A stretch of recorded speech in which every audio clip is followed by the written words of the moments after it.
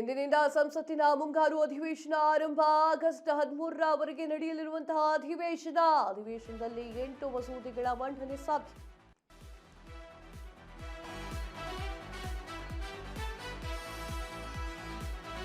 ಇಂದಿನಿಂದ ಸಂಸತ್ತಿನ ಮುಂಗಾರು ಅಧಿವೇಶನ ಆರಂಭ. ಆಗಸ್ಟ್ 13ರವರೆಗೆ ನಡೆಯಲಿರುವಂತಹ ಅಧಿವೇಶನದಲ್ಲಿ 8 ಮಸೂದೆಗಳ ಮಂಡನೆ ಸಾಧ್ಯತೆ. ಅಧಿವೇಶನದಲ್ಲಿ ಎನ್ಡಿಎ ಸರ್ಕಾರ ಇಕ್ಕಟ್ಟಿಗೆ ಸಿಲುಕುವಂತಹ ಸಾಧ್ಯತೆಗಳಿದ್ದಾವೆ. ಅದಕ್ಕೆ ವಿಪಕ್ಷಗಳು ಕೂಡ ಸಜ್ಜು ಮಾಡಿಕೊಂಡಿದೆ. ಅಯೋಧ್ಯೆ ರಾಮ ಮಂದಿರದಲ್ಲಿ ದೇಣಿಗೆ ಕಳ್ಳತನ ಆರೋಪ, ನೀಟ್ ಯುಜಿ ಪರೀಕ್ಷಾ ಪ್ರಶ್ನಾಪತ್ರಿಕೆ ಸೋರಿಕೆ, ಎಥೆನಾಲ್ ಮಿಶ್ರಣಕ್ಕೆ ಸಂಬಂಧಪಟ್ಟಿರುವಂತಹ ಚರ್ಚೆಗಳು ಕೂಡ ಆಗುವಂತಹ ಸಾಧ್ಯತೆಗಳಿದ್ದಾವೆ. ಮುಂಗಾರು ಅಧಿವೇಶನ ಶುರುವಾಗ್ತಾ ಇದೆ. ಆಗಸ್ಟ್ 13ನೇ ತಾರೀಕಿನೇನೋ ಕೆಲವೇ ದಿನಗಳಲ್ಲಿ ಮುಂಗಾರು ಅಧಿವೇಶನ ಪ್ರಾರಂಭವಾಗುತ್ತೆ. ಈ ಅಧಿವೇಶನ ಪ್ರಾರಂಭವಾಗಲಿಕ್ಕೆ ಸಾಕಷ್ಟು ರೀತಿಯ ತಯಾರಿಯನ್ನು ಮಾಡಿಕೊಳ್ಳಲಾಗಿದೆ. ಅದರಲ್ಲೂ ಕೂಡ ಅಧಿವೇಶನದಲ್ಲಿ ಯಾವ್ಯಾವ ಪ್ರಶ್ನೆಯನ್ನು ಕೇಳಬೇಕು ಬಿಜೆಪಿ ಸರ್ಕಾರಕ್ಕೆ ಅಂತ ಹೇಳಿ ಪ್ರಶ್ನೆಗಳಿಗೂ ಕೂಡ ಪ್ರಿಪೇರ್ ಆಗ್ತಾ ಇದ್ದಾರೆ ಎನ್ನುವಂಥ ಮಾಹಿತಿ. ಅಧಿವೇಶನದಲ್ಲಿ 8 ಮಸೂದೆಗಳ ಮಂಡನೆ ಸಾಧ್ಯತೆ ಕೂಡ ಇದೆ. ಅದರಲ್ಲಿ ಹೆಣ್ಣು ಮಕ್ಕಳಿಗೆ ಒತ್ತನ್ನು ನೀಡಬೇಕು ಅನ್ನುವಂತಹ ಒಂದು ಮಸೂದೆಯೂ ಕೂಡ ಒಂದಾಗಿದೆ. ಅದಕ್ಕೆ ಬಹುಮತವೂ ಕೂಡ ಸಾಬೀತಾಯಿತು. ಅಧಿವೇಶನದಲ್ಲಿ ಎನ್ಡಿಎ ಸರ್ಕಾರದ ಇಕ್ಕಟ್ಟನ್ನು ಸಿಲುಕಿಸಲಿಕ್ಕೆ ವಿಪಕ್ಷಗಳು ಸಜ್ಜನ ಮಾಡಿಕೊಂಡಿದೆ. ಅದರಲ್ಲಿ ಮೊದಲನೇದಾಗಿ ಅಯೋಧ್ಯೆ ರಾಮ ಮಂದಿರದಲ್ಲಿ ದೇಣಿಗೆ ಕಳ್ಳತನದ ಆರೋಪವೂ ಕೂಡ ಅವರು ಡಿಸ್ಕಸ್ ಮಾಡಲಿದ್ದಾರೆ.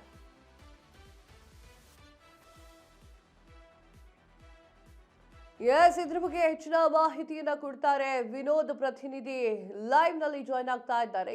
ವಿನೋದ್, ಮುಂಗಾರು ಅಧಿವೇಶನ ಇನ್ನೇನು ಕೆಲವೇ ದಿನಗಳಲ್ಲಿ ಪ್ರಾರಂಭವಾಗುತ್ತೆ.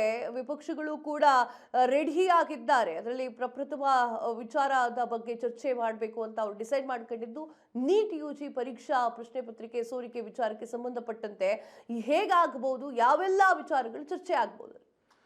ಕಾವ್ಯ, ಇಂದಿನಿಂದ ಒಂದು ಮಳೆಗಾಲ ಅಧಿವೇಶನ, ಕೇಂದ್ರದ ಮಳೆಗಾಲ ಅಧಿವೇಶನ ಇಂದಿನಿಂದ ಆರಂಭವಾಗಿ ಆಗಸ್ಟ್ 13ರ ತಾರೀಕಿಗೆ ಕೊನೆಗೊಳ್ಳುತ್ತೆ.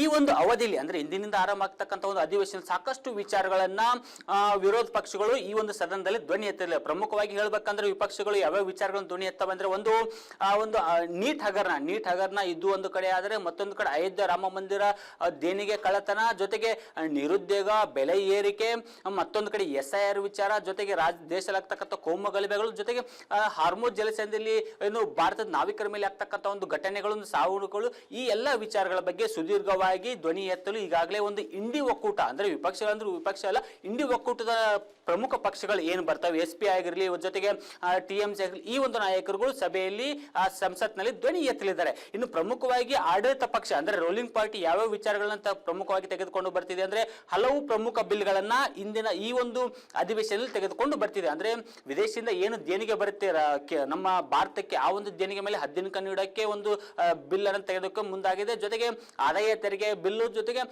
ಸುಪ್ರೀಂ ಕೋರ್ಟ್ ಜಡ್ಜ್ಗಳ ಸಂಖ್ಯೆ ಈಗ ಪ್ರಸ್ತುತವಾಗಿ 34 ಇದೆ. ಆ ಒಂದು 34 ಸಂಖ್ಯೆಯನ್ನ 37ಕ್ಕೆ ಏರಿಕೆ ಮಾಡಲು ಈಗಾಗಲೇ ಕೇಂದ್ರ ಸರ್ಕಾರ ಈ ಒಂದು ಅಧಿವೇಶನದ ಬಿಲ್ ಅನ್ನು ಮಂಡನೆ ಮಾಡುತ್ತೆ. ಜೊತೆಗೆ ರಾಷ್ಟ್ರೀಯ ಜನನಂಬರನ ಒಂದು ಏನು ಬಿಲ್ ಅನ್ನು ಸಹ ಒಂದು ಮಂಡನೆ ಮಾಡಲಾಗುತ್ತೆ. ಮತ್ತೊಂದು ಕಡೆ ಇನ್ನೊಂದು ಹಲವು ಪ್ರಮುಖ ವಿಚಾರಗಳನ್ನು ಪ್ರಸ್ತುತವಾಗಿ ಈ ಒಂದು ಸೆಷನ್ ಅಲ್ಲಿ ಬರ್ತವೆ. ಅಂದ್ರೆ ಪ್ರಮುಖವಾಗಿ ಒಂದೇ ಮಾತ್ರ ಏನಿದೆ ಅದಕ್ಕೆ ರಾಷ್ಟ್ರೀಯ ಸ್ಥಾನಮಾನ ಕೊಟ್ಟು ಅದನ್ನ ಏನಾದ್ರೂ ಅಪಮಾನ ಮಾಡಿದ್ರೆ ಅಥವಾ ನಿಂದನೆ ಮಾಡಿದ್ರೆ ಅವರಿಗೆ ಒಂದು ಶಿಕ್ಷೆ ಅಂದ್ರೆ ರಾಷ್ಟ್ರಗೀತೆ ರೀತಿಯಲ್ಲಿ ಇದನ್ನು ಸಹ ಒಂದು ಕನ್ಸಿಡರ್ ಮಾಡಲಾಗುತ್ತೆ. ಇದೊಂದು ಕಡೆ ಆದ್ರೆ ಇನ್ನು ಪ್ರಮುಖವಾಗಿ 3 ಬಿಲ್ಗಳು ಹೇಳ್ತಾ ಇದ್ನಲ್ಲ ಅವಾಗ್ಲೇನೆ, ಒಂದು ದೇಶ ಒಂದು ಚುನಾವಣೆ, ಜೊತೆಗೆ ಮಹಿಳಾ ಮೀಸಲಾತಿ, ಜೊತೆಗೆ ಒಂದು ಕ್ಷೇತ್ರ ಪುನರ್ವಿಂಗಡಣೆ, ಈ ಒಂದು ಬಿಲ್ಗಳನ್ನ ಸದ್ಯಕ್ಕೆ ಒಂದು ಅಜೆಂಡಾದಲ್ಲಿ ಒಂದು NDA ಅಲಯನ್ಸ್ ಸೇರಿಸಿಲ್ಲ ಅನ್ನೋ ಮಾಹಿತಿಗಳು ಲಭ್ಯವಾಗ್ತಿದೆ. ಆದರೆ ಸಡನ್ ಆಗಿ ಈ ಒಂದು ಬಿಲ್ಗಳನ್ನ ಮಂಡನೆ ಮಾಡಿದ್ರು ಮಾಡಬಹುದು. ಯಾಕಂದ್ರೆ ಪಶ್ಚಿಮ ಬಂಗಾಳ ಚುನಾವಣೆ ಆದ ಬಳಿಕ ಇಡೀ ಒಂದು ದೇಶ ರಾಜಕೀಯ ವ್ಯವಸ್ಥೆಯಲ್ಲಿ ಸಾಕಷ್ಟು ಬದಲಾವಣೆ ಆಗಿದೆ. ಸೊ ಹೀಗಾಗಿ ಈ 3 ಬಿಲ್ಗಳು ಸಹ ಒಂದು ಇಂದಿನಿಂದ ಆರಂಭ ಆಗ್ತಕ್ಕಂಥ ಅಧಿವೇಶನದಲ್ಲಿ